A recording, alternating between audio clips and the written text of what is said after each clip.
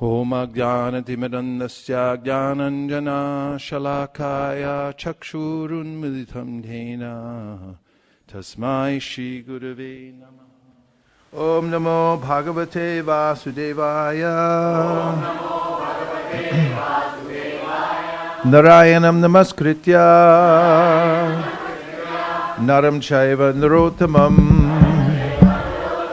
Devim Sarasatim Vyasam Tato Jayamudiraye. We're reading from the Srimad Bhagavatam, Canto 7, Chapter 3, Hiranyakashipu's plan to become immortal. Today's verse is number 12. And how many of you have a Bhagavad Gita with you? One? Anybody else? With you right now. There's one thing you don't have to pull it out now, but at some point I'd like to chant one chapter together. So that counts. If you have it on your phone, it counts. Do you all have it on your phone? Okay, that's good, just so we can pull it up. Okay, great. So do you also have this verse on your phone? Okay, so that's 7.3.12. Iti shushumanir bandham tapa paramam astitaha vidhatsvanantaram yuktam swayam tri bhuvaneshvara. Iti shushumanir bandham tapa paramam astitaha vidhatsvanantaram yuktam swayam tri bhuvaneshvara. Iti shushumanir bandham tapa paramam astitaha vidhatsvanantaram yuktam swayam tri bhuvaneshvara. Iti shushumanir bandham tapa paramam astitaha vidhatsvanantaram yuktam swayam tri bhuvaneshvara. Would anyone else like to chant who has it available? Iti shushumanir bandham tapa paramamastitaha. It's a great honor to be here in this Krishna conscious house, which is non-different from a temple, and to be with all of you, Vaishnavas, because you're all very dear to Lord Krishna, as you've dedicated your lives to serving Him.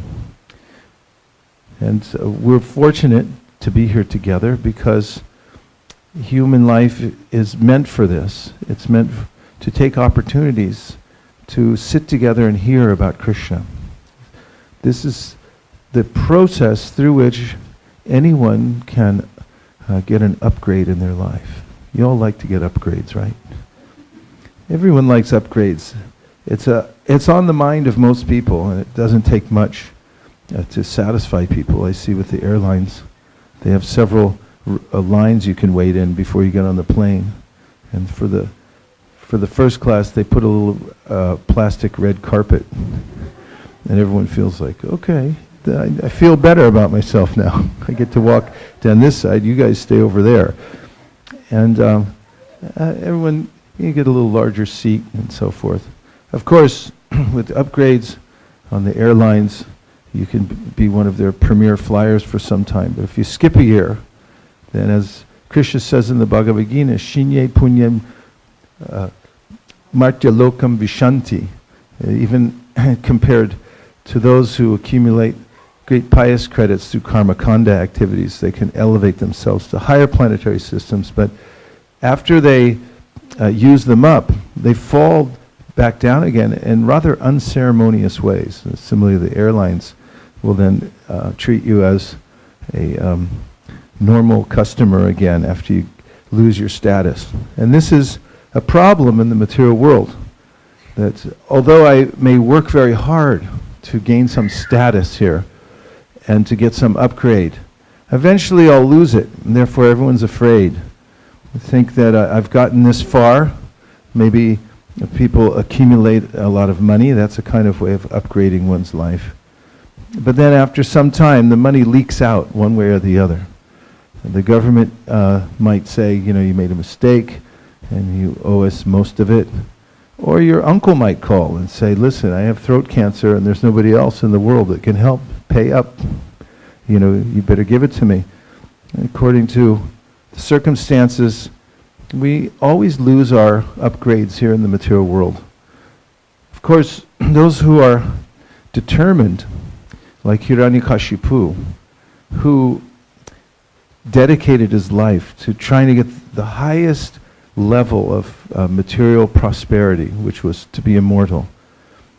Such people are very determined, and we see that this is the primary goal of those who have a materialistic worldview. And that's mentioned by Prahlad Maharaj. He calls it a griha vrata. Griha means a place of comfort and upgrade, as many upgrades as one can get, and vrata means a vow.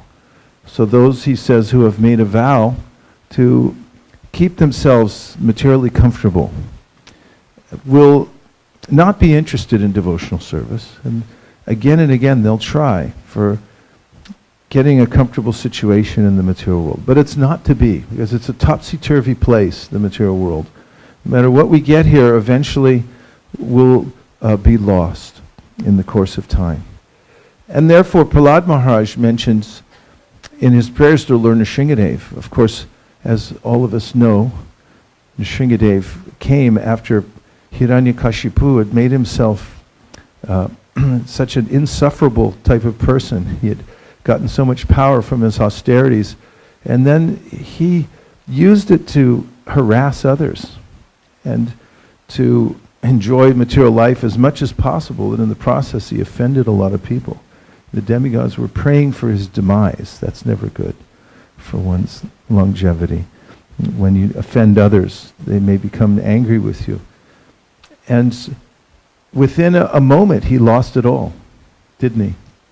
Hiranyakashipu was so convinced that he had a stable position in the material world that he challenged the authority of God. This is the height of hubris, that he thought, nobody is more powerful than me. And therefore, when his little son Prahlad said that God is everywhere and he's the one who's the source of our power, he's the one who's providing us any kind of upgrade we get, it's ultimately coming from him, Prahlad was telling his father. And his father felt like he was a self-made person. I did this, I got this. What are you telling me for? This is the kind of self-centeredness that one develops in material life.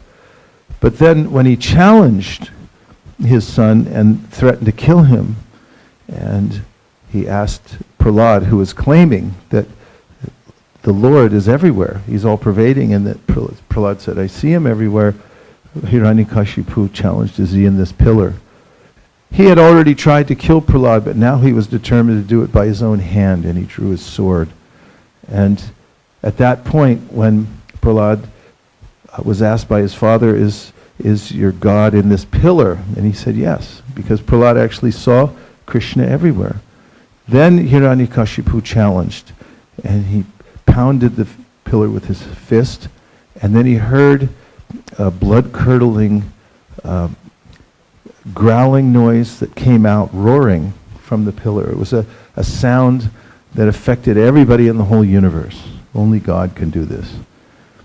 And then, as if bursting from the pillar, in fact, he did burst from the pillar, because Krishna can come from anywhere. In fact, we know at the beginning of creation, when Brahma, she has a lot of responsibility. It's hard taking responsibility for managing things, what to speak of the whole universe, what to speak of when it's just getting started. There's a lot of anomalies. And he was contemplating, well, how am I going to deal with all these things? Then the Lord appeared from his nostril. You know this, right? He came out as Varaha. Brahma was sitting, contemplating how to fix these problems and praying to the Lord. And the Lord appeared from his nostril and began flying around the universe. So if you ever have problems in managing your household or your life, what you do is you sit down and you pray to the Lord. What do I do now? And he may appear from any direction. It's his prerogative. But he's there. Andantarasta paramanu chayantarastam. Ekopya sora charitam jagaranda kotim yat shakti rasti jagaranda chayayaranta. Andantarasta paramanu chayantarastam govindamari purusham mahambhajan. Sri Brahma Samhita states that Krishna is there within every atom. He knows our very psychic movements. He's aware of the way we're thinking, the way we're desiring, and so forth. Just as much as one who is in proximity of a flower can smell the scent of the flower, he can smell the quality of our desires and so forth. And he says in the Bhagavad Gita, Yeyatam ham prapadyante tamstataiva bhajamyaham. He says, I reciprocate in kind. He's there simply to fulfill the desire of every living entity. Saparya gachchukram akayam avranam ashnaviram shudam apapaviram kaviram anishi paribu swayambur yatator tan vyaradash shasvati bhya samabhya. The Sri Ishopanishad says that the Lord is the one who's omniscient, he's beyond the material world, and he's fulfilling the desire of every living entity at every moment. So, when Hiranyakashipu struck that pillar, the Lord actually appeared. And he killed Hiranyakashipu without any trouble at all. So, Prahlad, as I was mentioning, then prayed that why would I want any upgrades in the material world? He said, because I can see that they can be taken away at any moment. And crazy things happen in the material world. People don't know that if you mistreat somebody, that person might be your CEO a couple of years later. You walk in for the interview and it's like, oh, that's the guy I cut off in the parking lot. I thought he was just a kid, but actually now he's my boss. These things happen by the law of karma. What's down becomes up and what's up becomes down. And therefore, those who have this perspective, they understand that the only valuable upgrade is the upgrade to my service to the Lord. If I can upgrade the quality of the way in which I serve Krishna and the devotees, this is a permanent asset. And in the Bhagavad Gita, Krishna says, Neha bikramanashosti pratyavayo navidite swalpam apyasya dharmasya trayate mahato bhayat. Said, when you do some valuable service for the Supreme Personality of Godhead, for me, he said, then that kind of service is never lost. It goes in your permanent asset column. The assets we get in the material world are inevitably lost, but the kind of assets we get from doing devotional service, intentionally or unintentionally, either way, those are permanent. In fact, Prabhupada described that every living entity has a bank account in their heart. You carry that with you eternally. And every time you do some devotional service, you get a deposit in the bank account. The Brihat Naradiya Purana describes a verse quoted in the Jaiva Dharma by Bhaktivinoda Thakur, that when you get enough accumulation, you have enough venture capital there within your spiritual bank account in your heart, then what do you get? Shraddha. Shraddha means faith. We translate it as faith. And the word shrad means heart. And dha is an active verb. It means where you place something. So we all have a way that we are determined in life, and that where we have some cause, some idea that we give our heart to. Some people give their heart to their work, or they think that if I just get enough money, or they give their heart, some people give their hearts to their country. There was a professional football player in America, very promising career, but after 9/11, he said, I'm going to go to Iraq and fight against terrorism. And he went there and he was killed. Actually, ironically, he was killed by what they call friendly fire. It was an accident. Somebody on his own team from the United States of America, when they were fighting in some battle, they accidentally shot him, and he died. This is the topsy-turviness in the material world. But his heart was definitely in it. He was considered a patriot, so some people, they'll die for the flag. So this is called Shraddha, and Krishna describes in the 17th chapter of the Bhagavad Gita, everybody has some kind of Shraddha. In fact, he said that a living entity is made of his Shraddha. The Shraddha is what actually makes us who we are. And according to the various modes of material nature that we may be affected by, we'll have that kind of faith in certain things. But pure faith means to have implicit faith in Krishna and Krishna's representative. So this Shraddha is described also in the Chaitanya Charitamrita. Shraddha Shabde Vishwas Kahe Suridanyaschoy Krishna Bhakti Koila Sarva Karma Krita Hoy. Pure Shraddha means an increasing feeling that by doing devotional service, by gaining that kind of asset in my life, then I complete all other work. Sarva karma krita hoy. There's a lot of karmas that we have to do. A lot of obligations that we have naturally when we're born in this world, isn't it? We have debts to everybody. In fact, this is described in the Srimad Bhagavatam. Devarshi bhutatna nrinam pitrinam na kinkoro nayam rani charajan. It states, Bhagavatam says that when you are born, you have debts to pay. When you come out of the womb, you're not debt-free. Did you know that? That's why, parents are waiting for the child to come out, and they're already saving up for the child to have a little college fund. Why? Because when a little child comes out, say, Shnicky, you're going to have to go to school.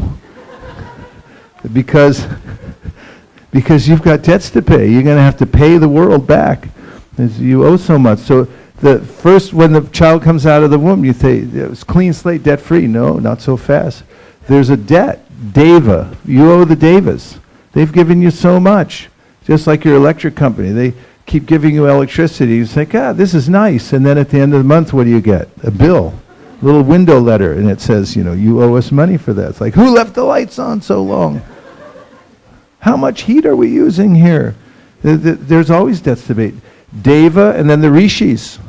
They give their whole lives so much sacrifice to put the knowledge down. The other day, I was at Google and I gave a talk there, and I brought with me an original scroll, handwritten scroll on palm leaves. And I showed it to everybody. They were amazed just to see the fineness of the handwriting and the intricacy and how much patience someone must have had to write that one scroll. It probably took weeks or months to write one scroll. We may take it for granted now. We have high-speed printing. We have Bhagavatam, Bhagavad Gita, and you're just like, it's just the Gita. But this is the painstaking work of great rishis. Deva, Rishi, Bhutata. There's all kinds of living entities that serve us all the time. We never thank them. They're like cows. They give milk all the time. And nowadays people are so ungrateful. After the cow stops giving milk, they just send it away. And I won't even comment more about that. And then there's all kinds of forefathers, like people all the time, they get inheritance from their parents. What to speak of the trouble the parent takes to raise us. And then a child turns 16, they say, see you later, Pops, I got to go. You never did anything for me. It's like, what? What a shock. So all this, we have debt. We're not coming into the world clean. And these debts, he says in this verse, can only be paid back if one becomes a devotee. You can't pay them back individually. It's not possible. In fact, we have so much karma from our previous lives. Two kinds of karma we have. One's called prarabdha. That means our manifest body now, where we're experiencing the good, the bad, and the ugly. Are we not? Do you experience the good, the bad, and the ugly in this life? This is from our previous karma. And then there's aprarabdha karma, which means all the karma that's stored up after uncountable lifetimes. And it's so much that, Hare Krishna, It's so much that you can't experience it all in one lifetime. You can't experience it all in a million lifetimes. It's stored up for you for a time immemorial to go on experiencing this karma. So Devarshi Bhutatna Nrinam Pitrinam Na Kinkaro Nayam Nrinicha Rajan Sarvat Marayam Sharanam Sharanyam Gato Mukundam Parihrita Kartam. Bhagavatam says the only way to cut all this karma is if you surrender to Govinda. You give your life and you say, I can't handle it, I declare bankruptcy. I put myself at your mercy. This is the awareness of that is described as Shraddha. Shraddha Shabde Vishwas Kohe. It means Vishwas. It's a very strong feeling that arises within the heart of a person.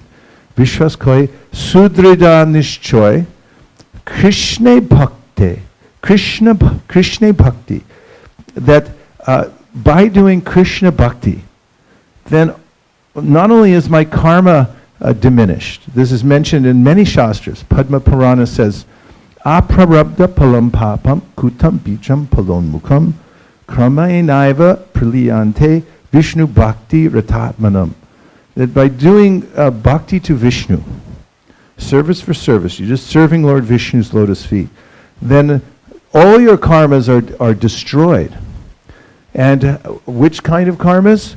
Not just your past karmas, but also your present karmas. Your body changes. You no longer have a material body. But when you surrender to Krishna, you get a new kind of body. This is called a sadhaka deha, a servitor's body. And you're transforming yourself.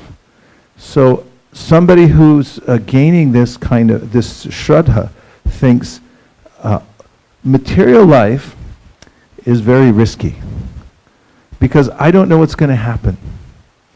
No matter what kind of good work I do in this world, it's always going to be mixed with something else. Somehow there'll be a misunderstanding. Like in the Krishna book, there's a story about King Nriga. And Nriga was a very powerful king. He had unlimited wealth. And he thought, let me use this for my highest good here in the material world in order to get the best result possible. And he knew the laws of nature. He was not unacquainted with the ways of material nature and how the three modes of material nature work. The karma kandis, of which he was one, are very much aware of the fact that if you follow scriptural injunctions, you can get an upgrade in the material world. And their idea is to always keep upgrading and just stay in the material world, but stay up in an upgraded situation. You stay in heaven. Let's move up a little bit because some of the bhaktas in the back are being jammed a little. So King Nriga, you're all with me on this? Let me start over. Once upon a time, there was a king. His name was Nriga. What was his name? King Nriga thought, I'm going to do so much punya that I'll just be able to swim in that for eternity. So he started a campaign to do good. And that was that he had beautiful cows, and he would give them in charity to the most qualified brahmanas. And these cows were decorated. He put gold on their horns and their hooves. He put all kinds of jewels around them. And these are not ordinary cows. These are the best of all cows. And they were pregnant. So they were ready to give birth, and they were already giving milk.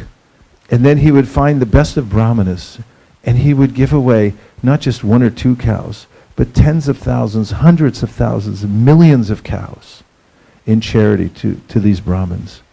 The kind of punya that you get from doing these types of things is inestimable. You can read in the various karma kanda shastras about the kind of pious credits you get from doing this, the kind of upgrade that's waiting for you, the frequent flyer miles you get. It's like you have a United card and you've got 10 billion miles. I sat next to Peter Burwasher a couple times on the flight. He travels more than anybody I know in the world, and his cards he was showing me from the different airlines. He had 5 million miles on United. Another 5 million miles on Delta. I mean, how do you do that? And anyway, this was Nriga's intention, to rack up these kind of frequent flyer miles and get not just the platinum card, but what's beyond that, beyond the platinum card. So giving away cows, charity, and then one day there was a mistake. He gave away to one Brahmin a whole herd of cows, and then one of the cows, just as cows happen to do, meandered back into King Nriga's herd. And then he gave it away to another Brahmin. Now the first Brahmin said, hey, wait a minute, that was my cow. And the other Brahmin he just gave and says, you know what you're talking about, that's my cow. He gave it to me. And say, no, he gave it to me. Back and forth, they argued. Who ended up getting the short end of the stick? Nriga.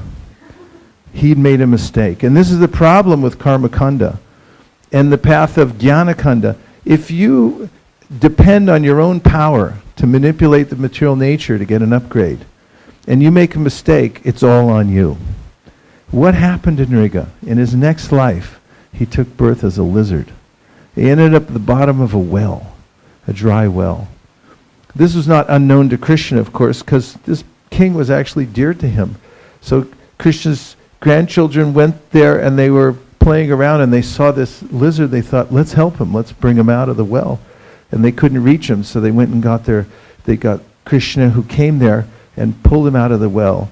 And then by his touch, the king came back to his original form and told his whole story about this. And so this is one of the lessons that Krishna teaches us, that throughout the Bhagavatam we find kings who have all facility to make comfortable arrangements in the material world, and something will go wrong and we'll lose everything. In fact, our acharyas comment that one of the reasons we hear about kings most frequently is because everyone wants to be a king. That's why nowadays when we see the suburbs means everyone wants the same facility as a king. As kings, back in those days, people would live a very simple life. With the king, they would have special heat in their house, and they'd have an arrangement. People fan them during the winter time, during the summertime to stay cool. And all the kinds of things we all have now, we take for granted. It all just come naturally, because everyone wants to live like a king in the material world, and with no end to it all. And so the Bhagavatam shows how even in the best of circumstances, things will go wrong. So therefore, a person who is developing this shraddha, faith, begins to think material life is a little risky. In fact, it's a lot risky.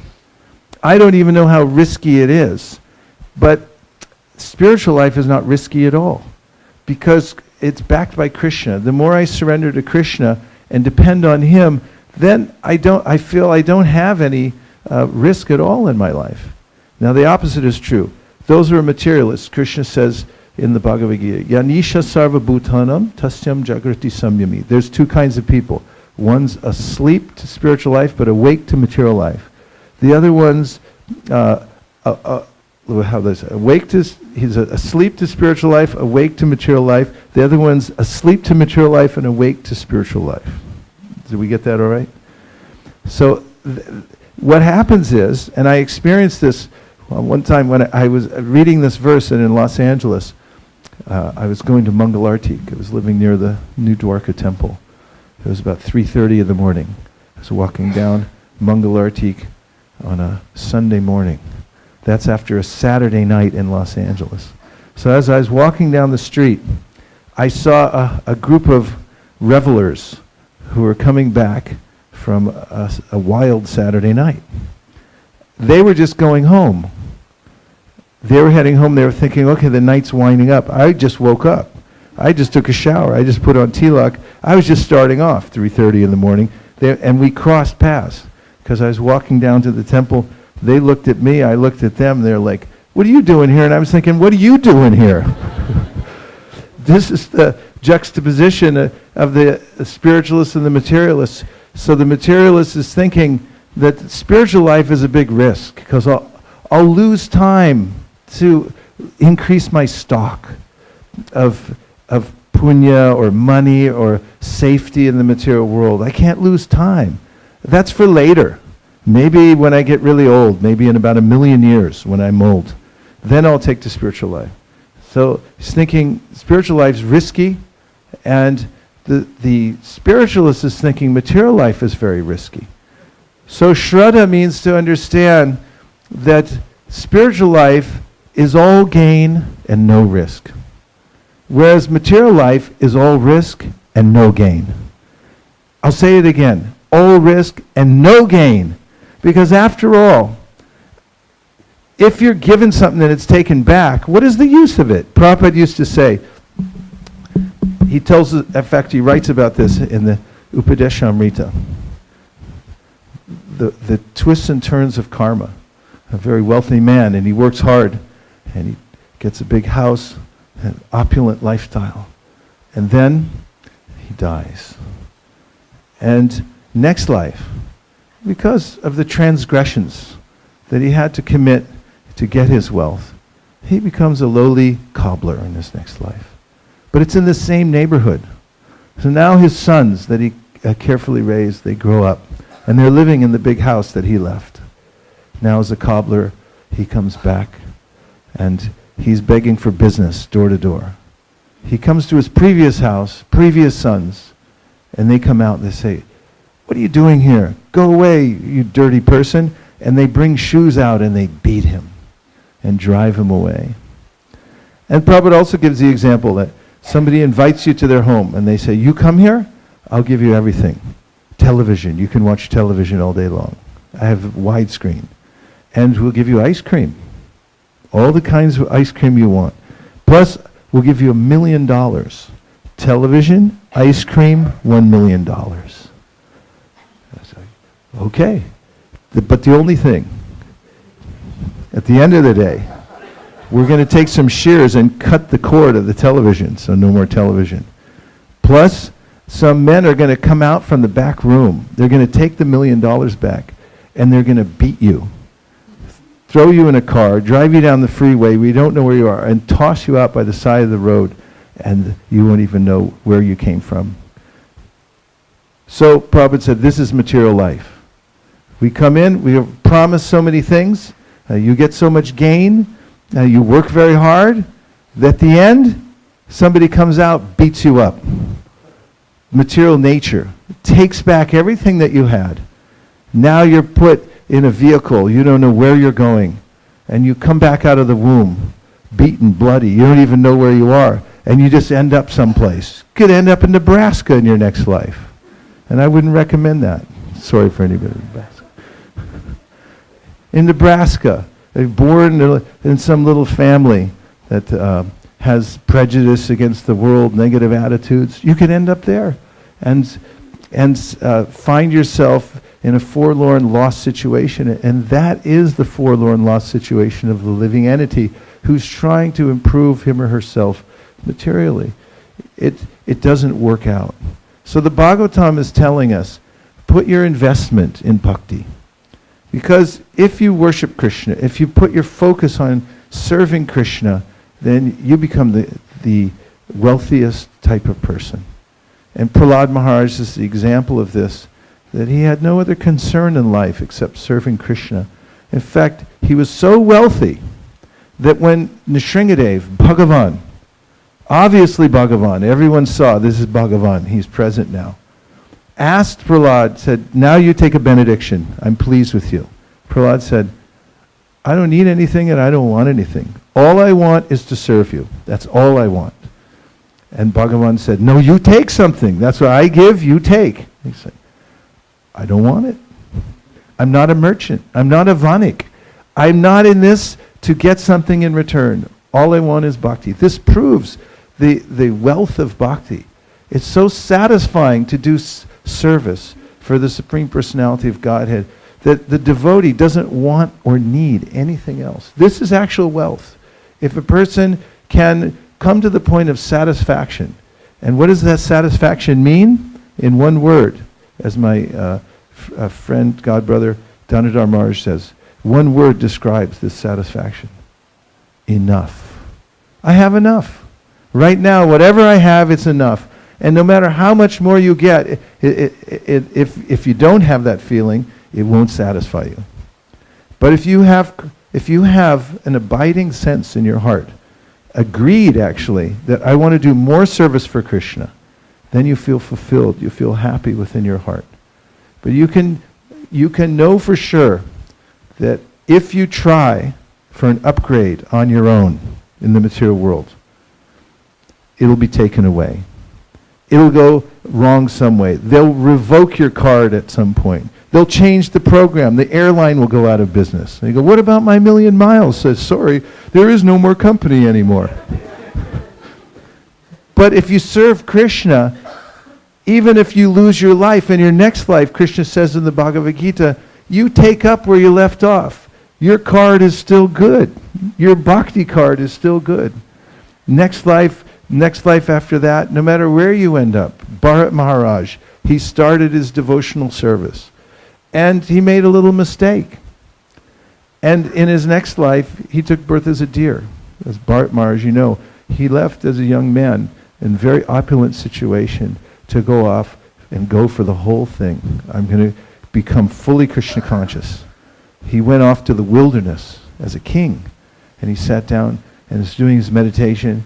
Every day, he was meditating on Krishna, on Lord Narayan within the sun. Om Diya Sada Pavitab. He had his mantra where he was worshipping the Lord and thinking of his form. And he was becoming so advanced that tears were welling up in his eyes when he was thinking about the Lord. And then, one day, sitting there, he saw a deer come to drink water at this tranquil stream that was going by his ashram. And then a lion roared. And the lion's roar has some subtonic sounds that actually put fear in the heart of everyone. You can hear it from miles away. And when the deer heard this delicate deer who happened to be pregnant, heard this sound, she panicked and she tried to jump across the gap of the river, but she didn't make it. And at that time, the deer miscarried, and the little fawn came out and fell into the water. The deer clambered up the side of the river and then went into a cave and died. And all this was being shown to Bharat Maharaj as he sat there. And he saw the little deer helpless in the water. So he went and rescued it and brought it back and dried it off. And then gave it a little grass. And one day after the next, the deer became attached to him and he became attached to the deer. So much so that he was only feigning meditation after some time. He was sitting there pretending to do his mantras and meditation. He was looking down. Oh, the deer's chewing on my kusha mat. Isn't that cute? Look, little teeth are coming out. Look at that tail. And his meditation went away from Krishna and back into the material realm. And when he left the world in an almost mad state, he was meditating on this little deer. So in his next life, as Krishna says it very clearly in the 8th chapter of the Bhagavad Gita, Yang vapi smaran bhavam tajatyante kalevaram tam tam evaiti konteya sadatad bhava bhavita. Whatever you think about at the time of death. In fact, what's the way Prabhupada puts it? He said, whatever subject matter you're most interested in when you leave your body. What subject matter interests you most right now? Or if you were to be introduced to a kalpavriksha tree, what is a kalpavriksha tree? What does it look like? Have you seen one?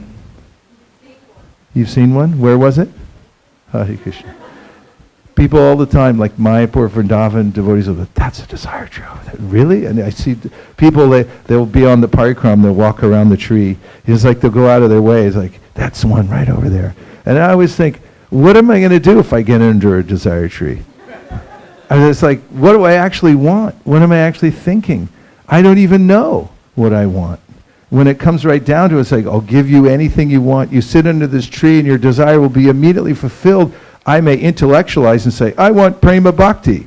But if it comes down to the last moment and all that's left is my actual impression of the world and what I'm actually interested in, Who knows what that might be?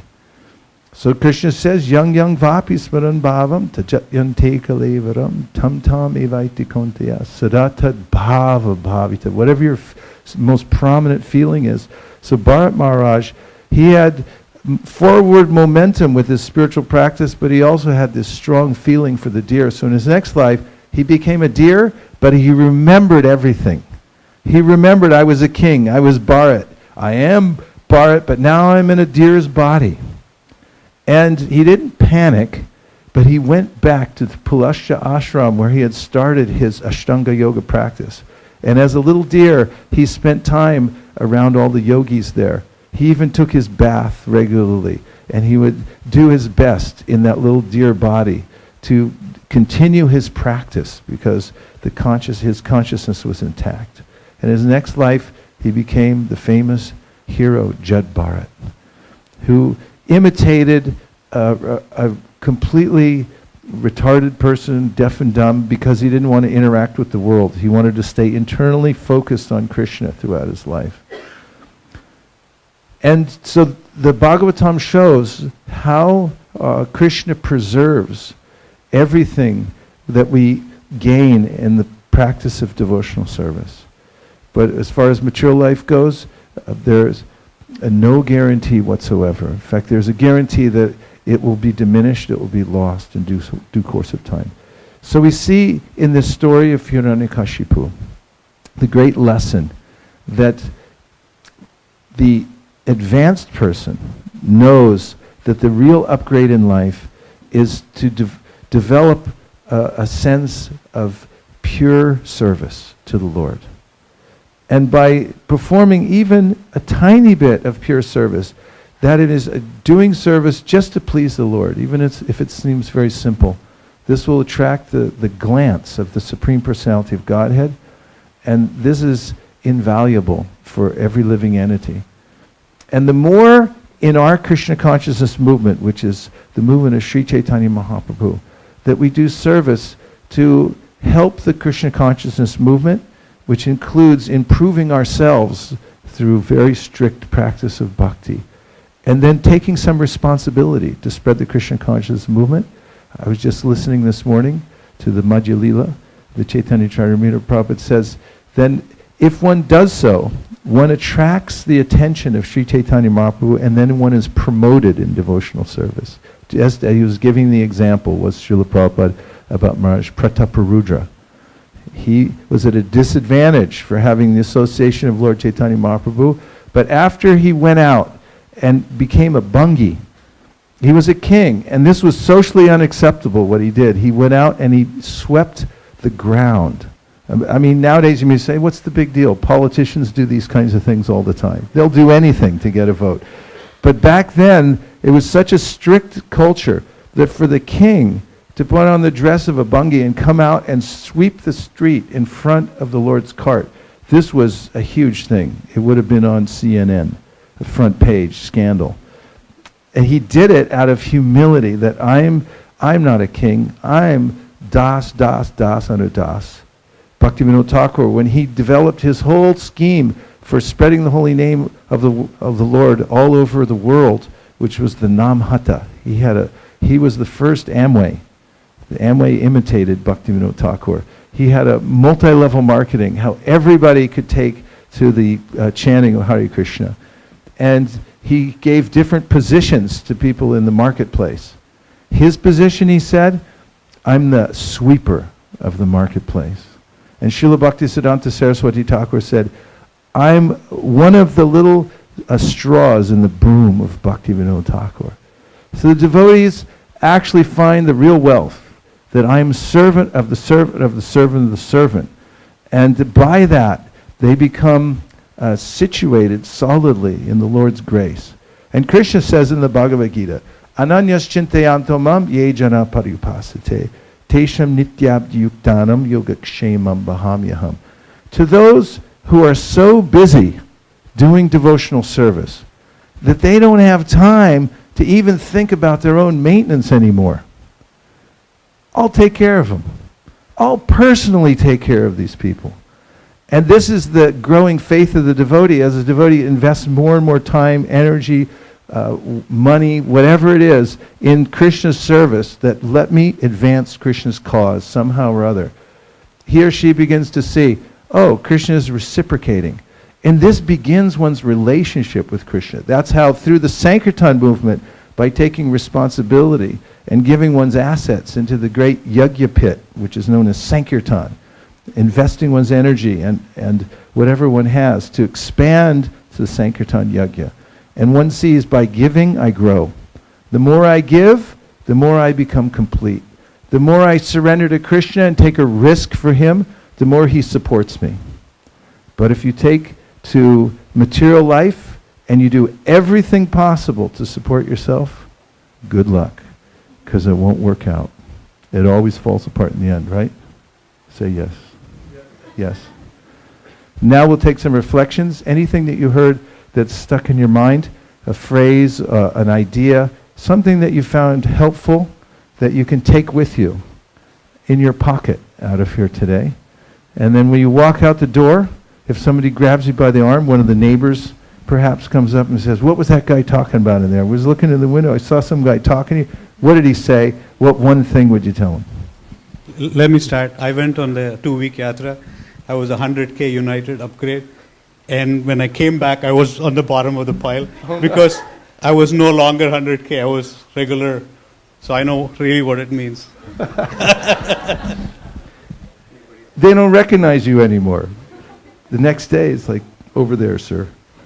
On January 31st, the United Miles expire. It expires, okay. Shinye punye matya lokam vishante. Hare Krishna. Hare Krishna.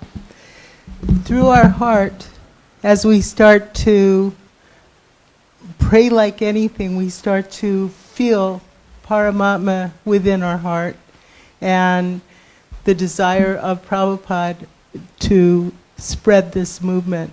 We have 10,000 years of Lord Chaitanya's movement that we have to be on the forefront. We're the army. Thank you for such an opportunity. Like, as I mentioned last night, Prabhupada writes in the second canto of the Srimad Bhagavatam that the order of the Supreme Personality of Godhead is a manifestation of his internal potency. So this is called effective speech. As an example of effective speech, some speech is more effective than others. Agree? Say yes. Yes. Let me prove why or how. Say you go into a court of law and you see the judge behind the bench, and the judge is wearing the gown and has a gavel, and there's 2 bailiffs there protecting the courtroom, and the court is in session. It's obvious that the emblem of the state is there, and it's obviously in an official context. Now the person who's due for sentencing comes in, and then the judge says, you're going to jail for 5 years, and then takes the gavel, bang. Is a person obligated to go to jail for 5 years? Yes. And why? Because of the words that the judge just uttered. She could have said other things. She said, I suspend your sentence. Would the sentence be suspended? Yeah. So now the same judge takes off the robe and on the way home stops at 7-Eleven. Gets a Slurpee and is standing outside on the sidewalk and then sees somebody come and open their door and bang their door into his car and makes a little nick in the car. And then they close the door. So he's watching, and the person walks up and says, you should go to jail for 5 years. Is the person going to jail? Why not? So this is one instance of proof of effective speech. However, when the Supreme Personality of Godhead says something, it's eternally effective. And in Prabhupada's statement, the order of the Supreme Personality of Godhead is a manifestation of his internal potency. So this is a great gift. This is a desire tree. When the Lord says, do this, if someone anywhere, they can be an insignificant person, they can be a criminal, They can have the worst past in the history of the universe. But if they say, oh, the Lord gave an order, I'm going to try to follow it. If someone tries to follow that order, then Prabhupada says, and by this potency, that is referring to the order, one comes to see the Lord face to face. So what you brought up about the opportunity that we have, Chaitanya Mahaprabhu just recently said that if you just try to contribute, in fact, he didn't say if you just try to, he said, you do this. You spread the Sankirtan movement. I order everybody. Kaviraj Goswami writes it like this. He said, I order every person in the universe to spread the Sankirtan movement. You can look at that and say, okay, I'm going to say Lord Chaitanya is the Supreme Personality of Godhead. He said it. I'm going to try it. And as you do that, you'll find that you're now connected to the internal potency of the Lord. And your advancement in devotional service comes from this determination to execute the order. What else? Yes. Thank you, Prabhu, for a nice class. There were several points they were talked, but something that stuck to me was yam yam vapi smaran bhava, that we are definitely getting the body or some form in next life, what we are thinking, what the bhav we are developing. And Bharat Maharaj's example is so powerful that he left his kingdom and he went to forest and for his spiritual growth, but he still got attached to something. And we, even though we are trying our best to serve Krishna, we are associating with worldly people, we are attaching, or we are thinking about so many other things. It's very easy to slip on our spiritual life. So I think it's very powerful that we have to be very alert, not attaching other worldly things and keeping our focus on Krishna. Thank you. Such an important point. And trying to keep one's attention away from something is very difficult. For instance, I would like you all to close your eyes right now. Close your eyes and don't think of a lemon. I've just cut it in 2 pieces. And don't think about sucking on that lemon either. Is anybody salivating right now? Okay, you can open your eyes, but don't think of a lemon.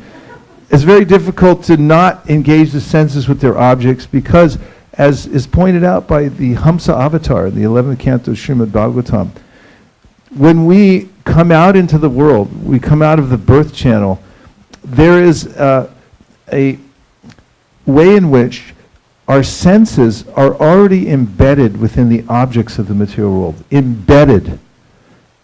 Our mind, which is the organizer of all the senses, is invested in the sense objects.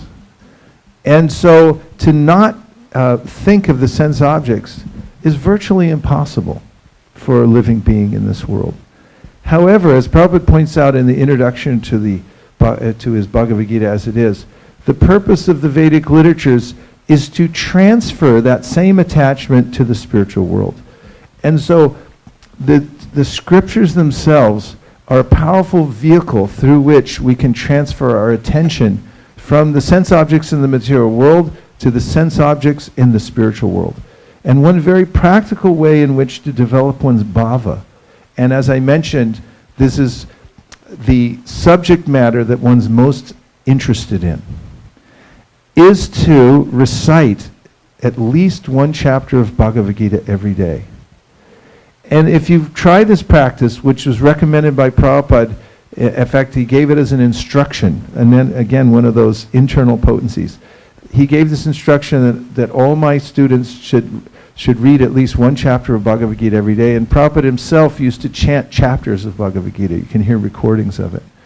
If you take it upon yourself, a vow, this is a guarantee, to chant at least 1 chapter of Bhagavad Gita every day without fail, your household will change, the relationships with your friends and family will change in a positive way, and your internal workings will change, the way you think about the world. And as you continue to do it, the Bhagavad Gita verses will reverberate within your consciousness, and then you'll start to develop an affection for them, an attachment. You'll see how each verse is divine, and that it's actually happening in real time. It's not something that was spoken 5,000 years ago. It's something from antiquity. It's actually non-different from the words that are coming from the Paramatma in your heart. And you'll develop an intimate relationship with the Supreme Personality of Godhead who spoke the Bhagavad Gita by taking a vrat, that is to chant at least one chapter of Bhagavad Gita every day. From a practical point of view, I wanted to find out how many hours you get here in Sacramento, approximately. Because down in Silicon Valley, we've calculated that we're supposed to get 24 hours in a day. And what do you get up here? 24 and a half? 23 and a half? You get 23 and a half. Okay, well, that's still a chance. If you go about it scientifically, this is the way to defeat the mind, because the mind will say, well, I'll do it later, I don't have time right now. But if you're able to integrate such a practice into your daily routine, chanting one chapter of Bhagavad Gita, it's like a wedge. It's small end of the wedge enters in easily, and then if you keep applying a little pressure, it opens up a bigger and bigger space. So this is one of the ways in which to defeat the material nature, is to take up the reading of Bhagavad Gita every day. So if you chant the 18th chapter of the Bhagavad Gita, just the English, it will take you 14 minutes and 48 seconds. And if you chant the Sanskrit and the English, it'll take you just a little bit longer than that. And if you go back to the 12th or the 15th chapter, it'll take you just 3 or 4 minutes to recite the English. Out of 24 hours, what are some things that you now spend 14 minutes and 48 seconds on regularly during the day that you wouldn't count as devotional service or as an investment even in material life?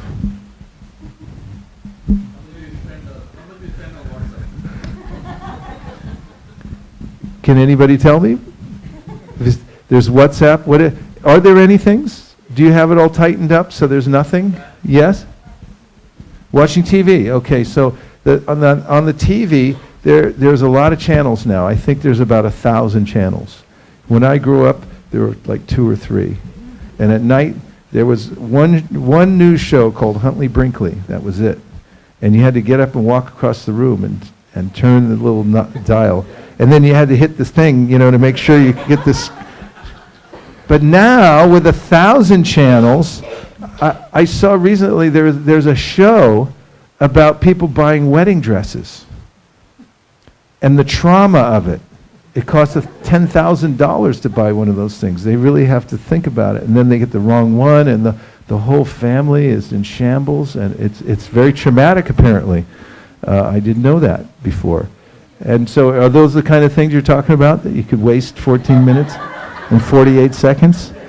So you can think about reinvesting. You say, okay, out of this TV time, which is generally wasted, and it takes my consciousness to some far-flung place, why don't I take 14 minutes and 48 seconds and invest it? It's not easy, because it's like, how do you lose weight? It's like, you got to exercise. Well, I don't want to exercise, it's too hard. Just walk around the block one time. Can you do that? No. Then just walk down to the mailbox and come back. Can you do that? No. Just walk down to the end of the stairs and come back. Can you start with that? No.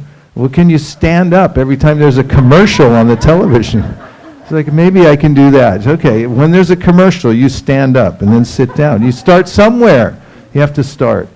And so in spiritual life too, it's valuable, and people who make spiritual advancement are honored. Why? It's not easy. It doesn't happen by some transference that someone comes and bang, now you're advanced.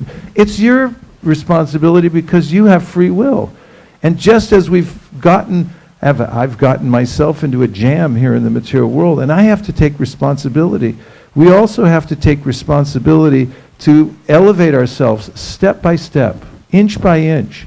And one of the most powerful and highly recommended ways to do that is to recite at least one chapter of Bhagavad Gita every day. And if the chapter is too long, break it up into thirds. You can do that for the 18th chapter. But take it. Take it as Krishna is extending himself. And if you do that, then you'll find that your life, your spiritual life will change dramatically. Within a week, you'll notice it. You'll notice that you're a different person. And so to that end, we formed a club. several years ago. Actually, more like 10 or 20 years ago. But more and more members are joining the club now. Now it's an official club called CHAD. CHAD is spelled C-H-A-D, and it stands for Chapter a Day. And anyone can join CHAD by agreeing to recite one chapter of Bhagavad Gita every day. And all you have to do is make the vow, and as soon as you do, your hair will stand on end, because you'll think to yourself, what did I just do? It's like, and your spouse will look at you like, you don't have time to do anything right now anyway. How are you going to do? I've seen you. You're not going to do this. And you're going to freak out. And you should freak out, because spiritual life or advancement in any discipline means if you're not on the edge, if you're not freaking out about something, losing sleep, resetting your alarm clock 14 minutes earlier, then you're not making advancement. You have to be on the edge somewhere. And this is one of the places where the biggest payoff in history is in the Bhagavad Gita. It is the most important book on the planet. There is no other important book. There are millions of other books, but there's nothing that comes close to the Bhagavad Gita. So if you join CHAD, you'll also be part of an organization of devotees all over the planet right now who have made the same decision that I'm going to chant one chapter of Bhagavad Gita every day. And they're literally card-carrying members. Do we have the cards? Here's the CHAD credit card. This is good also for the United Frequent Flyer Miles. If you go up to the counter, even if you don't have any status at all, you just show them this. It won't work in America, but in India, they'll go for it. Okay, let them have 3 bags, not 2, you know. Just show them this.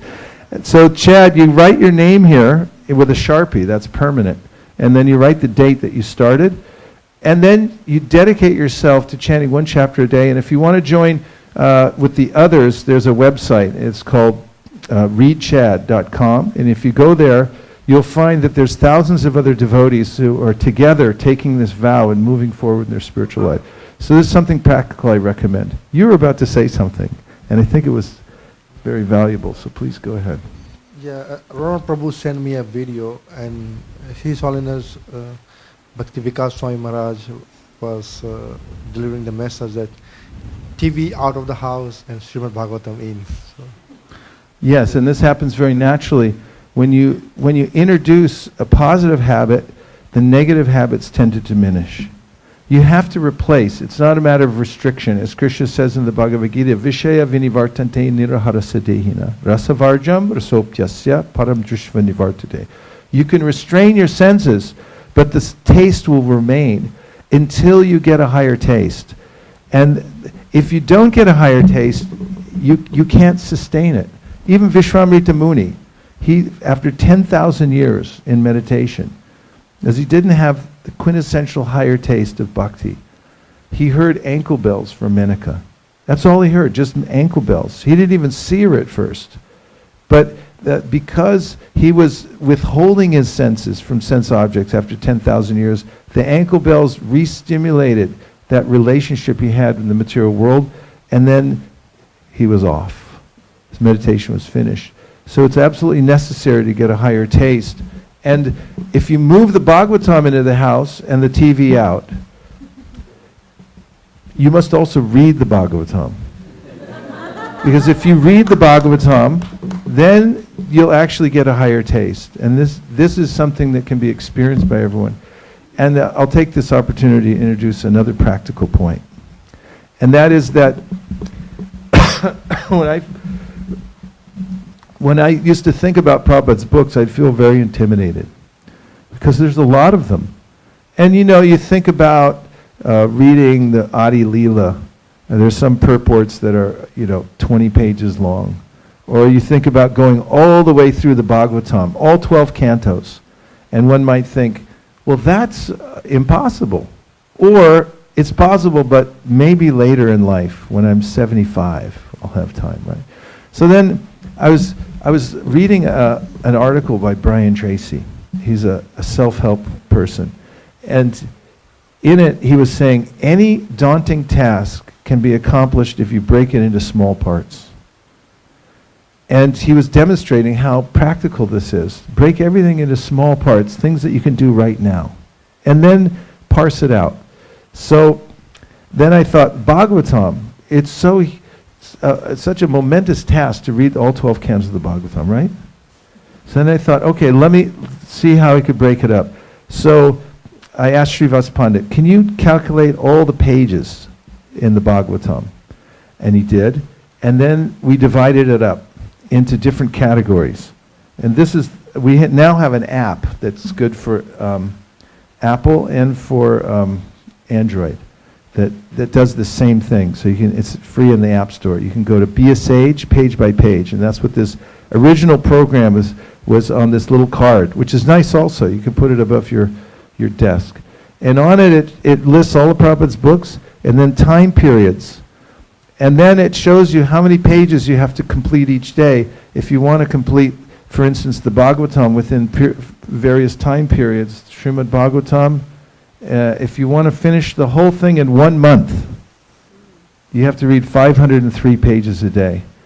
I don't think that's possible because at Govardhan every year we assemble a group for Kartik, and we stay in one room. After we're finished with our sadhana and taking prasadam and having some kind of a break during the day, we end up reading an average of 5 hours a day straight from the Bhagavatam. And last year, it was last year, we vowed to read the whole third canto of the Bhagavatam during that time. We ended up reading all the third and the fourth canto, the whole thing all the way through. And near the end, we had, in order to make that push, we had to do 7 hours a day of hearing. That's out of 24, and you think that's nothing, but actually it was everything. It was all the energy we could pass. So 503 pages a day may be a little difficult, because we were hitting about 200 pages a day. So I'm not sure if 500 is supposed. So 1 month, unless something superhuman happens. But how about 3 months? 168 pages a day, still hard. 6 months, 84 pages. If you dropped everything and you organized your life around it, you might be able to do it, right? She's looking like she's going to do it. She's going, yeah, I like this idea. Okay, so let's make it even more practical. Let's say 1 year, 41 pages a day. That's an investment of about an hour and 15 minutes a day of reading. Is that possible? Just say if it's possible. Yes. It's possible. You could do it. You could read, and a lot of people are doing this. Since I introduced the program, once a week, I get a call or an email from somebody saying, Vaisha, I just finished the Bhagavatam, or I just finished the Chaitanya Charitamrita. Just last week, Nanda Sutta Prabhu wrote me this ecstatic letter saying, I just finished the whole Bhagavatam. I can't believe it. I did it. And it happens every week, somebody writes in. And then if you want to make it even 2 years, no harm in that, right? 21 pages a day, half an hour. Or 3 years, 14 pages. Listen, 5 years. That's as low as I'm going to go right now. That's all I can do for you. I checked with my manager, and that's all I can do. 5 years. And you get 5 years, all you got to do is 8 pages a day. And people do this, and they finish in 5 years, and you know what? You're going to be 5 years older in 5 years anyway. But if you do 8 pages a day, you're going to be a different person. Your life will be completely changed because you move the Bhagavatam into your life. You can physically move it into your house, but if you move 8 pages into your busy schedule, then you'll be noticed by Krishna. Mataji. What I was going to say, I'm going to say my commitment. Oh, now this is powerful. Here comes a vow. It's coming down the line. I am going to make a commitment based on the inspiration from hearing you to chant and read. I need to chant it so that any living entity can hear as well. And I will read 1 chapter a day of Bhagavad Gita, but that may take me, let's be realistic, maybe 20 days or 24 days, because it may be a struggle. But then I will continue that with the Srimad Bhagavatam and do a chapter a day. And then Chaitanya Charitamrita, which I've never read. Okay, give her a hand.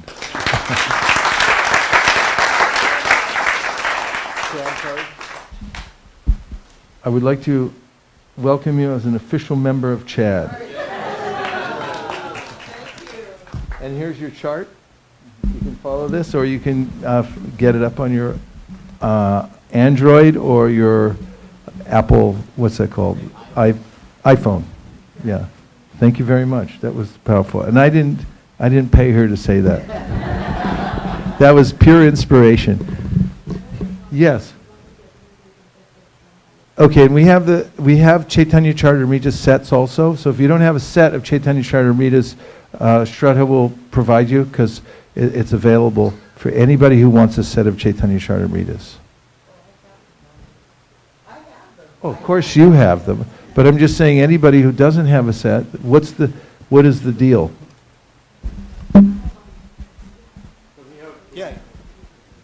No, I know you have them, but what's the deal? No, okay. There are 5 devotees who committed to reading Chaitanya Charitamrita, so they are getting 5 sets today, Okay. which she has brought.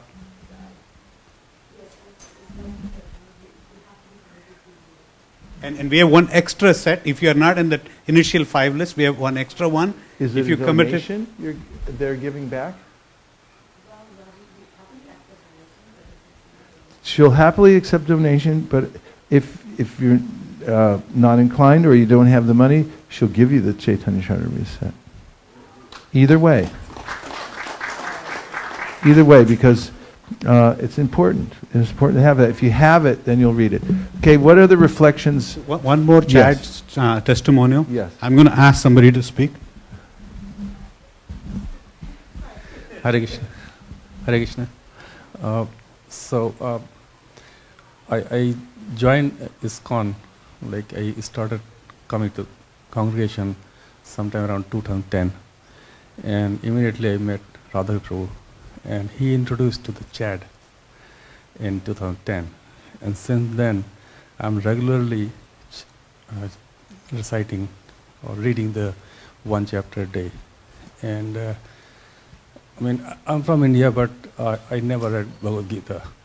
And when I completed one whole round, so initially I was following your email where you say, read this chapter, this verse. So when you were reading, you broke up one of the verse, chapter to half. It somehow didn't comfort me. So I started going like every Ekadashi, I will change the chapter and keep reading. So I completed the whole book, and there was like full contentment feeling that, okay, at least I did not understand, but I've gone through it. And now, after 7 years, I have passed several like cycles, and still when I complete and read every day, I feel like there is something new every time, all the time. Even though I knew that verses, it still looks like something new. Everything. Like today you mentioned the verse Ananyas Chintayanto Mam. I was thinking differently. You put it in right perspective. Like Krishna will help in going forward in the transcendental path, not on the something what we want to upgrade. So that is my reflection. I introduced Chad to him, but I've not been as sincere as him, and you could see the gravity in his speech and what he's realizing. You know, making a vow, and then let's just say you make a vow and you do it, and then somehow or other you slip from doing your chapter of Bhagavad Gita a day.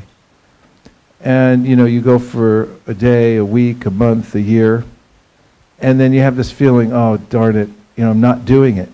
And then you go back to it. You know where to go back to. And being balanced in your spiritual life or material life doesn't necessarily mean that you're completely steady at every moment, but it means you know how to pull back to the center. And unless you have that vow, and you think of the word, it has like that V in the front. It's like a wedge you can put in the ground. It holds the tent down. It's like a tent post. It holds your life together. And if you can find these vows that have the great spiritual benefit and you hold on to them, you can keep coming back to that, and that becomes your center in life. And that will carry you across the very dangerous periods of your life where you don't know where to turn, what to do. Krishna will speak to you directly. Keep coming back to the Bhagavad Gita. Ronald, you had a point? Oh, there, Prabhu. From the point that you made, that Bhaktivinoda Thakur says he is a sweeper in the marketplace. I heard this statement few years back, but 3 weeks back I was again hearing some lecture, the same point that Bhaktivinoda Thakur is saying that he is a sweeper in the marketplace. So since last 3 weeks I was actually contemplating on this point, that what is the significance of a sweeper? If Bhaktivinoda Thakur is saying that he is a sweeper in the marketplace, so what is the significance of actually a sweeper? I was meditating on this point for last actually 3 weeks, that when we are using the streets, we are really careless and we actually create the mess, leave the mess behind. It's the sweeper who comes and cleans the place. So similarly, the Vaishnava Acharyas or even the devotees who follow in the footsteps of Bhaktivinoda Thakur, they come in our life, and whatever dirt we accumulate in our consciousness, through the contact with day-to-day life, in the form of lust, greed, anger, the Vaishnavas actually come and they sweep that through their association.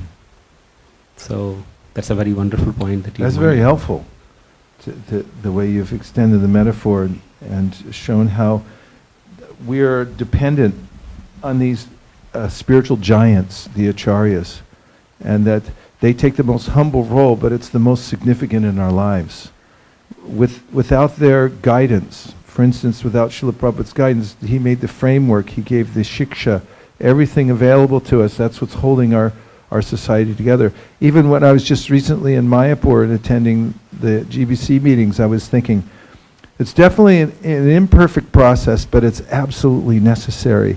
It's what's holding our whole society together on a managerial level, that Prabhupada left an ultimate managing authority and clear lines of authority. And without that, as he saw in his own life, the whole spiritual society of the Gaudiya Math fell apart and fragmented. But even with going along, scratching, kicking, biting, whatever it is, to move forward, there's a clear understanding of what the authority structure is. So Prabhupada gave us the spiritual framework, he also gave us the material framework. This is what acharyas do. They create that space that everybody can enter into and continue on. And they clean up the inefficiencies that we may perpetrate by our own participation in the process. That's very helpful. Thank you very much. I'm going to take 1 second to look at my watch, because I don't know what time it is. It's late. We have to go back to ISKCON of Silicon Valley, because we're going back for the Sunday program. And before we go, we'd like to sing a bhajan with all of you. And yes, Prabhu. Yes, we want to do Chad. So please get your Bhagavad Gitas out. And also make another product placement here, advertisement.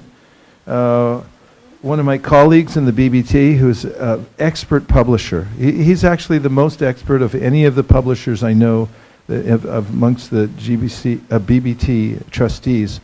His name is Brahma Muhurta Prabhu. He's for the North European BBT. And his publications are so well done and pristine. Not only that, he uses green paper, green meaning it's environmentally friendly and everything like that.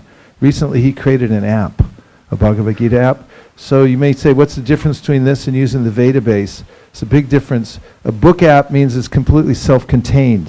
The whole book is within one app, and therefore it can do a lot more things within the app itself, and it's easy to carry around and keep track of your Chad and all your reading. So I recommend this. You can go to the App Store. It's about $5, I think, for this app. But it's highly worth it. So let's chant a chapter from the Bhagavad Gita together. So whatever device you have. What's that? Bhagavad Gita, as it is. There's a couple of fake ones on there, like other. I'll look at it right afterwards and show you exactly which one to go to. Today we're going to recite chapter number 8. Okay? You all ready?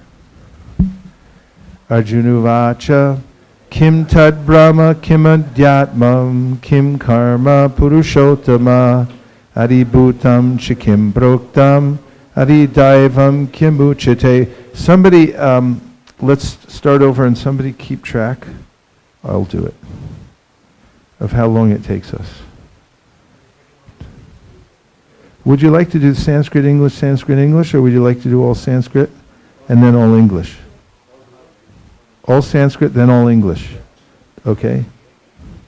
Ready? Start over, all Sanskrit, then all English. Arjunuvacha kim tat brahma kim adhyatmam kim karma purushottama adibhutam chikim proktam adidaivam kim uchate adiyagya katam kotra dehesmin madhusudana prayanakale chakatam Geyosi niyatatmavi Shri Bhagavan Uvacha Aksharam Brahma Paramam Sabhavo Dhyatmamuchyate Bhuta Bhavod Bhavakaro Visarga Karma Samjitaha Adi Bhutam Sharo Bhava Purushashchari Daivakam Adi Yagyo Hamevatra Dehe Deha Bratambara Antakale chamameva smaran muktva kalevaram yaprayati samadbhavam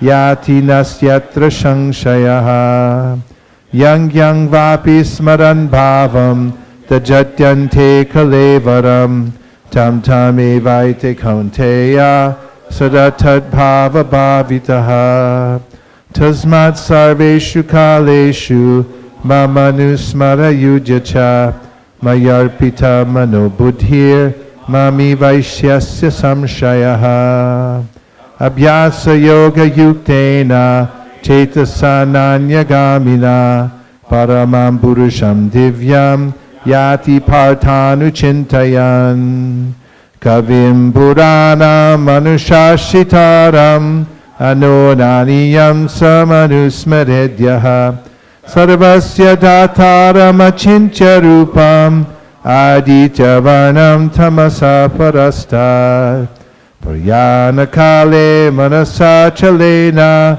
bhaktya yukto yoga balena chaiva Dhruvar madhye pranam aveshya samyak satam param purusham upaiti divyam Yadaksharam veda vado vadanti Vishanti yadyatayo vitaraga Yadichanto brahmacharyam charanti Tate padam sangrahena pravakshe Sarvadvarani samyamya Manohridi nirudyacha Murdyadhayatmana pranam Astato yogatharadam Om ityekaksharam brahma Vyaharan mam anusmaran Yapriyati tajandeham Sayati paramam gatim Ananya cheta satatam Yo mam smarati nityashaha Tasyaham sulabha partha Nitya yuktasya yogina Mam upetya punarjanma Tukalayam ashashvatam Napnuvanti mahatmana Samsiddhim paramam gata Abhrama bhuvana loka Punar avartinorjuna Mamupeta tu kaunteya Punar janma navidyate Sahasra yuga paryantam Arhadyad brahmano vidu Ratrim yuga sahasrantam Teho ratra vidojana Avyakta vyaktaya sarva Prabhavatyarharagame Ratyagame praliyante Tatraivabhyakta samjake Bhutagrama sa evayam bhutva bhutva praliyate ratyagame vashapartha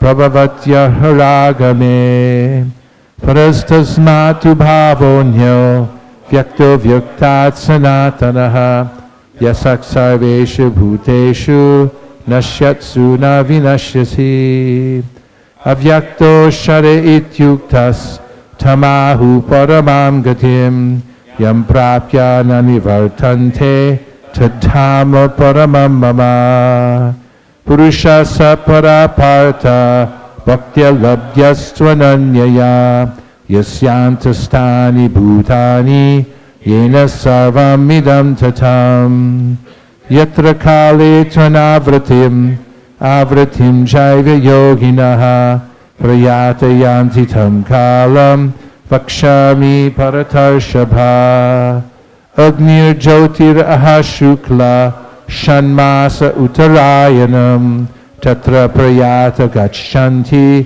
brahma brahma vidojanaha dhumo ratristata krishna shanmasa dakshanayanam tatra chandrama samjyotir yogi prapya nivartate shukla krishne katiyete jagata shashvate mate ekaya yatyanavratim anyaya vartate punaha naite sriti partha janan yogi muhyati kanchana tasmat sarveshu kaleshu yoga yukto bhavarjana vedeshu yagdeshu tapassu chaiva daneshu yat punya palam pratishtam etyeti tat sarvamidam praditva yogi param stanam upaiti chadyam.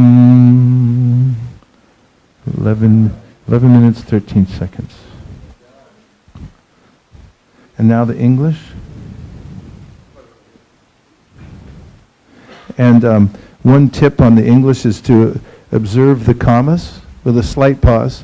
That way we stay in sync. It's a little harder with English to be in sync than it is with Sanskrit. But if you look at the, follow the punctuation a little bit, and neatness does count. So the more in sync we are, the more credit you get for the recitation.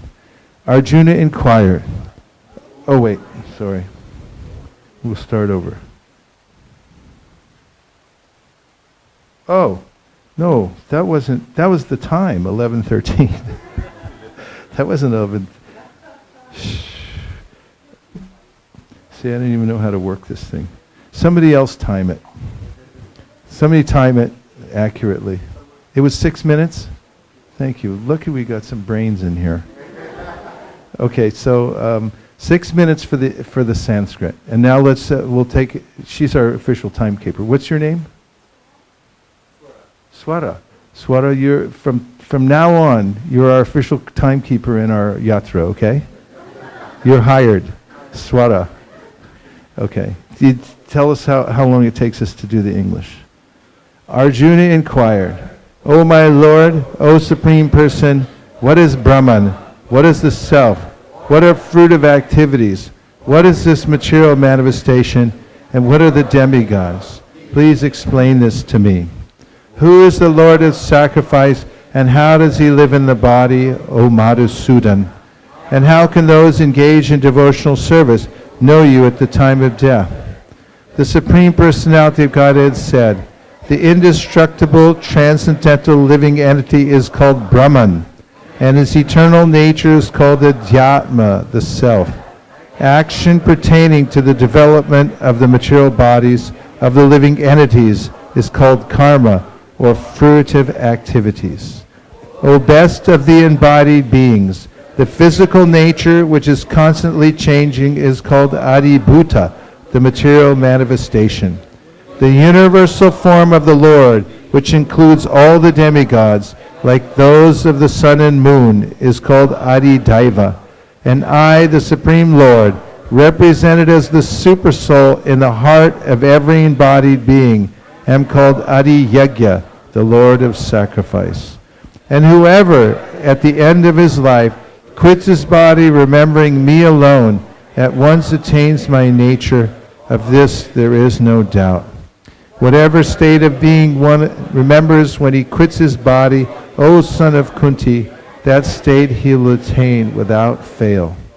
Therefore, Arjuna, you should always think of me in the form of Krishna, and at the same time carry out prescribed duty of fighting. With your activities dedicated to me, and your mind and intelligence fixed on me, you will attain me without doubt. He who meditates on me as the Supreme Personality of Godhead, his mind constantly engaged in remembering me, undeviated from the path, he, O Partha, is sure to reach me. One should meditate upon the Supreme Person as the one who knows everything, as he who is the oldest, who is the controller, who is smaller than the smallest, who is the maintainer of everything, who is beyond all material conception, who is inconceivable, and who is always a person. He is luminous like the sun, and he is transcendental beyond this material need. One who, at the time of death, fixes his life air between the eyebrows, and with the strength of yoga, with an undeviating mind, engages himself in remembering the Supreme Lord in full devotion, will certainly attain to the Supreme Personality of Godhead. Persons who are learned in the Vedas, who utter Omkar, and who are great sages in the renounced order, enter into Brahman. Desiring such perfection, one practices celibacy. I shall now briefly explain to you this process by which one may attain salvation. The yogic situation is that of detachment from all sensual engagements, closing all the doors of the senses and fixing the mind on the heart and the life air at the top of the head. One establishes himself in yoga. After being situated in this yoga practice and vibrating the sacred syllable Om, the supreme combination of letters, if one thinks of the Supreme Personality of Godhead and quits his body, he will certainly reach the spiritual planets. For one who always remembers me without deviation, I am easy to obtain, O son of Pritha, because of his constant engagement in devotional service. After attaining me, the great souls who are yogis in devotion never return to this temporary world, which is full of miseries, because they've attained the highest perfection. From the highest planet in the material world down to the lowest, all are places of misery wherein repeated birth and death take place. But one who attains to my abode, O son of Kunti, never takes birth again. By human calculation, 1,000 ages taken together form the duration of Brahma's one day, and such also is the duration of his night. At the beginning of Brahma's day, all living entities become manifest from the unmanifest state, and thereafter, when the night falls, they are merged into the unmanifest again. Again and again, when Brahma's day arrives, all living entities come into being, and with the arrival of Brahma's night, they are helplessly annihilated. Yet there is another unmanifest nature, which is eternal and is transcendental to this manifested and unmanifested matter. It is supreme and it is never annihilated. When all in this world is annihilated, that part remains as it is. That which the Vedantists describe as unmanifest and infallible, that which is known as the supreme destination, that place from which, having attained it, one never returns, that is my supreme abode. The Supreme Personality of Godhead, who is greater than all, is attainable by unalloyed devotion. Although he is present in his abode, he is all-pervading, and everything is situated within him. O best of the Bharatas, I shall now explain to you the different times at which, passing away from this world, the yogi does or does not come back. Those who know the Supreme Brahman attain that Supreme by passing away from the world during the influence of the fiery God, in the light, at an auspicious moment of the day, during the fortnight of the waxing moon, or during the 6 months when the sun travels in the north. The mystic who passes away from this world during the smoke, the night, the fortnight of the waning moon, or the 6 months when the sun passes to the south, reaches the moon planet but does not come back. According to Vedic opinion, there are 2 ways of passing from this world, one in light and one in darkness. When one passes in light, he does not come back, but when one passes in darkness, he returns. Although the devotees know these 2 paths, O Arjuna, they are never bewildered, therefore be always fixed in devotion.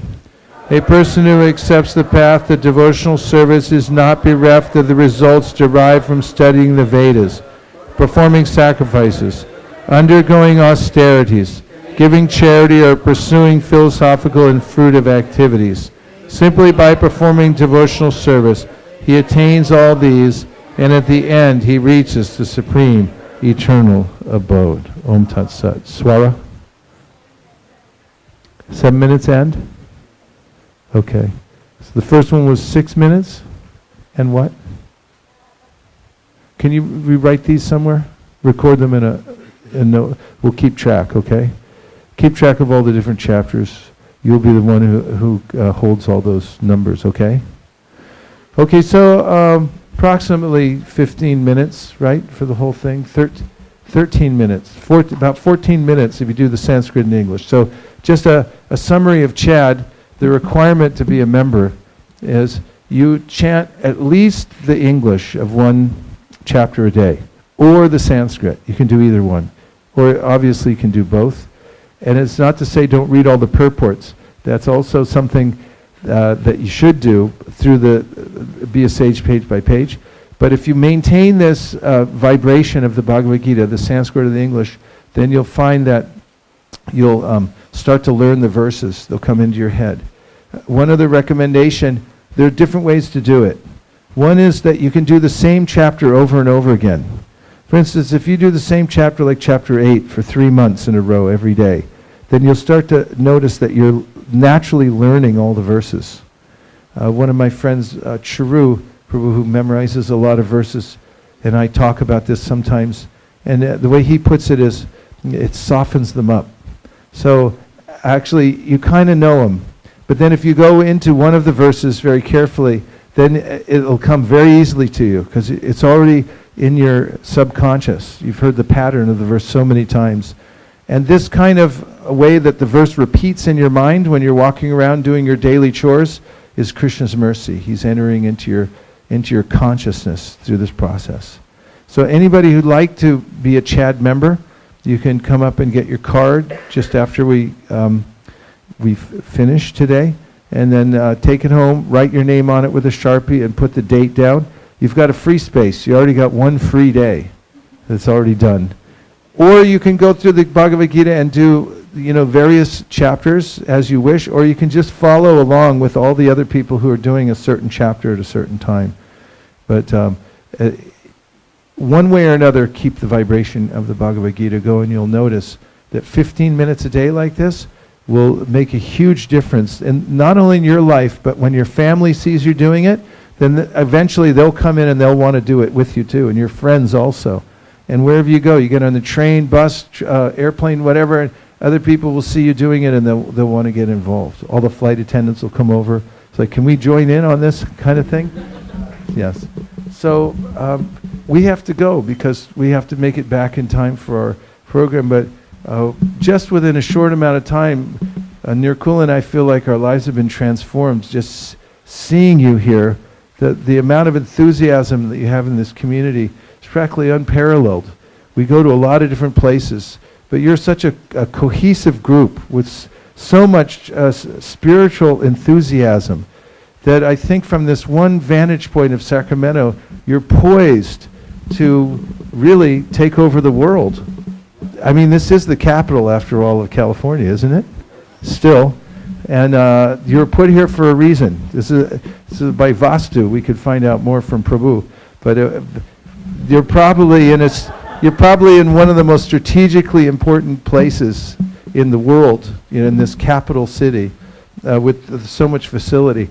When we were driving down here, I saw the Tower Records on the side of the road, And I remembered how I used to come up here when I was just in my teens. I joined the Krishna Conscious Movement in 1973 when I was 16.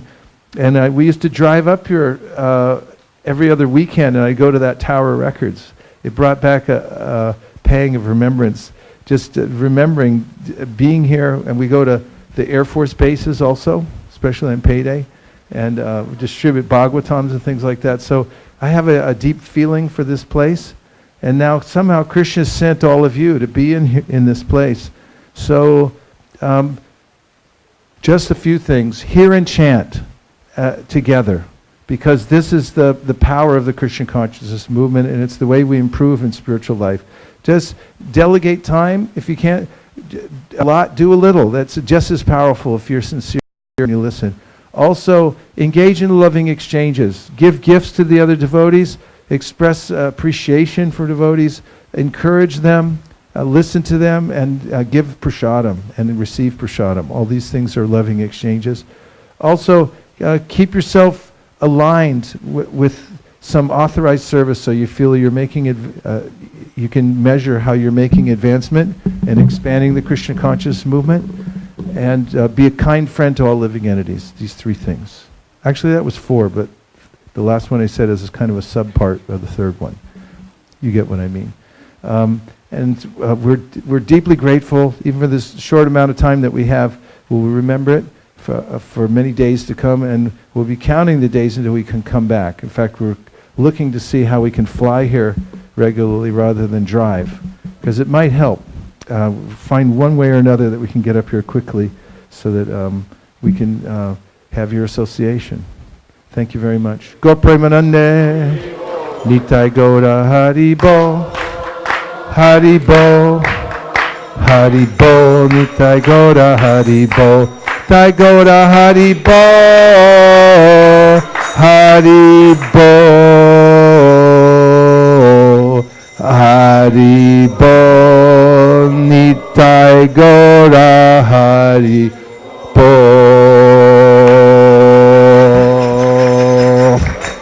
Vanchakalpadurvishcha kripasanabhevacha patitanam pavanebhyo vaishnavebhyo namo namaha. Some of you attended the class last night where he was talking about, Prabhu was talking about 2 things Chaitanya Mahaprabhu taught us. One is chant the holy name, and the second one is distribute it to others. If you're wondering how to distribute it to others, Prabhu has been doing book distribution for 40 years, and he's documented all the secrets in this book. And this is published by BBT.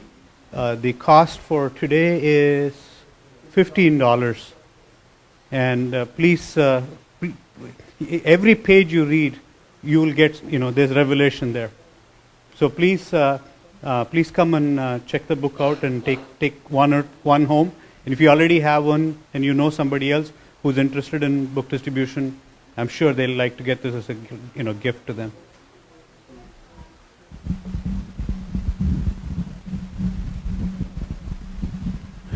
We would like to thank Vaisesika Prabhu and Nirukula Mataji for visiting our Sacramento region area and to our home, and making this whole 2 days of spiritual environment, and giving us, all of us, encouragement to read a chapter of Bhagavad Gita. So thank you, and we wish that you come anytime. Our home is always there for you. So please come again. Thank you. Hare Krishna. Hare Krishna. Nachari Armarman, Nachari Armarman, Nachari Armarman, Nachari Armarman, hey, Nachari Armarman, Nachari Armarman, Nachari Armarman, Nachari Armarman.